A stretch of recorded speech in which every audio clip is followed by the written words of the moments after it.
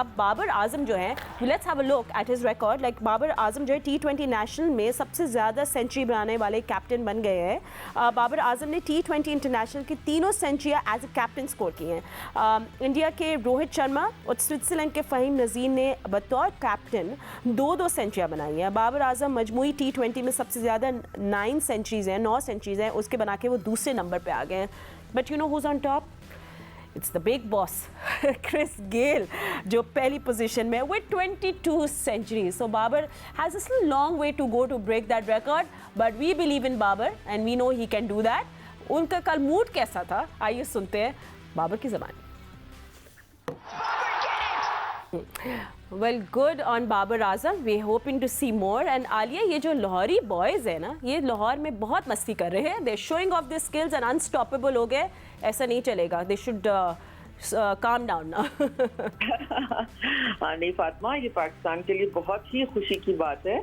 और देखिए ये जो बाबर के खास तौर पे स्ट्राइक रेट की बात होती है, एक बड़ी अहम बात ये कि जो PSL में हमारे ये जो अभी इस साल हुई है, इसमें जो हमारे अटैकिंग शॉट्स हैं उनकी परसेंटेज 66% रही है।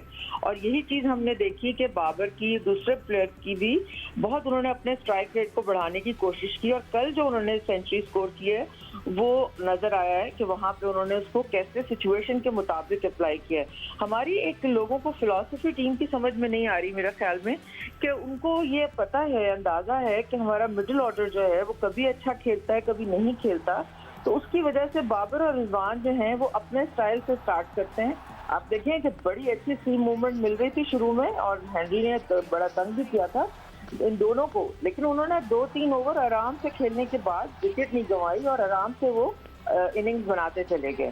ठीक है, और उसके बाद अलावा एक कप्तान के तौर पे जो उनका 42 मैचेस का रिकॉर्ड बाबर ने कायम किया, हाईएस्ट विक्ट्री का T20 में इयन मॉर्गन का बराबर किया। और अगला मैच इंशाल्लाह वो कल जीतेंगे तो वो टूट जाएगा। मगर एक बात जो बिल्कुल मुझे अच्छी नहीं लग रही वो ये है कि जो PCB के चेयरमैन है सैदी साहब, वो मुख्तलिफ इंटरव्यूज आजकल दे रहे हैं और बार बार ये बात कर रहे हैं। कल भी उनका इंटरव्यू था कि बाबर को तीनों फॉर्मेट का कप्तान नहीं होना चाहिए। ये बड़ी नामुनासिब बात है फातिमा। देखिए, क्योंकि पहली बात तो ये है कि जो पॉलिसी मेकर्स होते हैं वो पब्लिक में आकर ऐसी चीज़ें डिस्कस नहीं करते।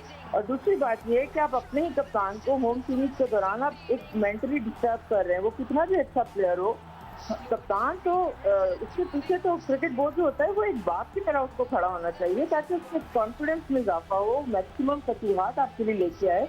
और बाबर आजम जैसे बैट्समैन रोज पैदा नहीं होते। तो मैं ये समझती हूँ कि थोड़ा सा हैंडल विद केयर वाली बात है यहाँ पे। फ्रेजाइल सिचुएशन है, बहुत जरूरी है ये कि आप कोई ऐसी, क्योंकि देखें वो बज़ाहिर अच्छा परफॉर्मेंस कर भी रहे हो, लेकिन नेचुरली अगर आपका बॉस, आपका जो बिग बॉस है, चेयरमैन है बोर्ड का, अगर वो आपको खुलेआम मीडिया पे आके ये कह रहे हो तो ये बिल्कुल भी जाहिर है।